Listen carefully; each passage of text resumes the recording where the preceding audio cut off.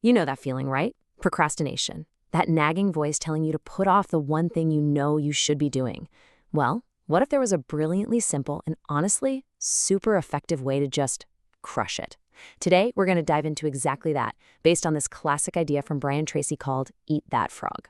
And it all kicks off with this amazing quote from Mark Twain.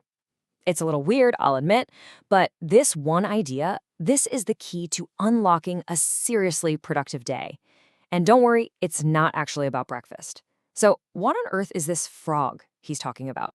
Okay, so your frog, that's your biggest, most important task. You know exactly the one I'm talking about. It's on your to-do list right now, staring back at you. It's big, it's crucial, and it's the one you'll do almost anything to avoid. Tackling that thing first, that is your secret weapon. So why? Why do we procrastinate on these big, important tasks? It's so easy to just chalk it up to being lazy, right? But the real reason is actually something, well, something a lot more subtle. And the fix? It's surprisingly simple. The real enemy here, it's confusion. That's it. When you're not totally clear on what you're supposed to do or what the end goal looks like, your brain just kind of shuts down. It goes into avoidance mode. That's why getting crystal clear isn't just a nice to have, it's probably the single most important thing for being productive. And check this out. This shows the difference perfectly.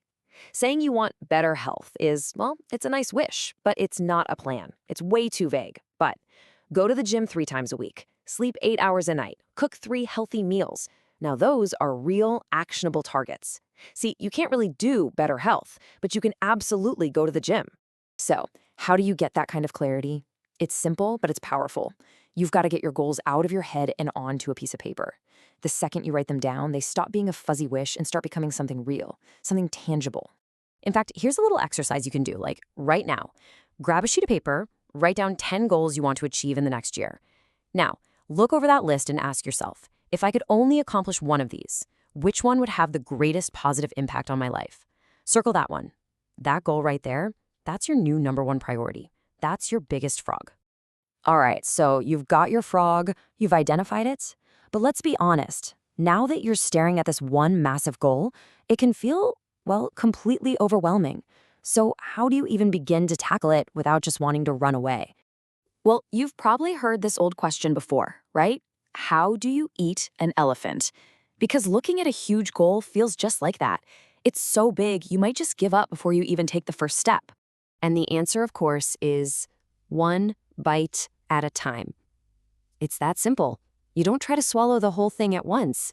You break it down into a list of smaller, totally manageable steps that you can do one after the other. Let's take running a marathon. Just thinking about that is exhausting, right? But look at how we can slice this up. Step 1 is just buy running shoes. Hey, anyone can do that. Step 2, get an exercise plan. Step 3, jog for 15 minutes just 3 times a week. All of a sudden, this terrifying goal has a clear, totally non-scary first step. See? You're not running a marathon today. You're just buying some shoes. And this is the secret sauce right here. When you break a big task into a checklist, you've basically created a roadmap. And every single time you check an item off that list, bam, your brain gives you a little hit of dopamine. It feels good. That visible progress builds momentum, and that momentum makes it 1,000 times easier to keep on going. Okay, so you've got a crystal clear goal. You've broken it down into baby steps, but there's still one more hurdle, and it's a big one. Actually starting. This is where we win the first and honestly, the most important battle. Because we all know this feeling, don't we? That inertia. It's real. That first push to just start working on your frog can feel like the hardest part of the whole entire thing. But once you get going, that momentum starts to build on its own. So what's the trick? The trick is to make it as easy as possible to start. And the solution is to prepare your environment beforehand. Think about it like a chef doing their mise en place. They get all the ingredients chopped and ready before they even turn on the stove. That way they can just focus on the cooking. You're going to create what's called a launch pad. Clear your desk completely, so only that one task is sitting in front of you. Gather every single thing you need, the files, the tools, the coffee, and this is the big one. Eliminate all distractions. Turn off your email, put your phone on silent in another room if you have to. You want to make it so that when you sit down, there's literally nothing else to do but begin. All right, you've done all the prep work. Your goal is clear, it's broken down, your workspace is ready to go. But there is one final, absolutely critical piece of the puzzle. Because you can have the most perfect plan in the world, but if your own engine is running on empty, you are not going anywhere. We have to talk about your personal energy. It's so easy to forget this, but your body is basically a machine. And productivity isn't just about willpower and grinding it out. It runs on physical fuel. We're talking about good food, enough water, and proper rest.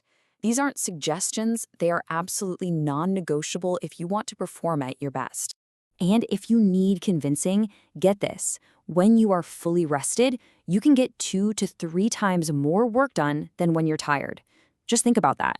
That's not a small bump. That is a massive, game-changing productivity multiplier. Honestly, fatigue is one of the biggest reasons we procrastinate. It just zaps your energy, your work quality tanks, and it makes even starting a task feel impossible. Trying to work when you're exhausted, it's like trying to start a frozen car engine. It just sputters and nothing. So, here's maybe the best piece of advice in this whole explainer. When you feel tired and overwhelmed, just stop. Seriously, pushing through and grinding it out is totally counterproductive.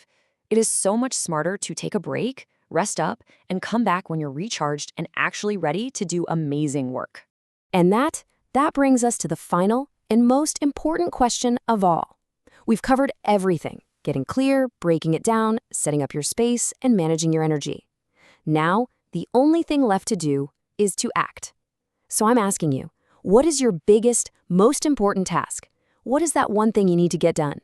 What frog are you going to eat tomorrow morning?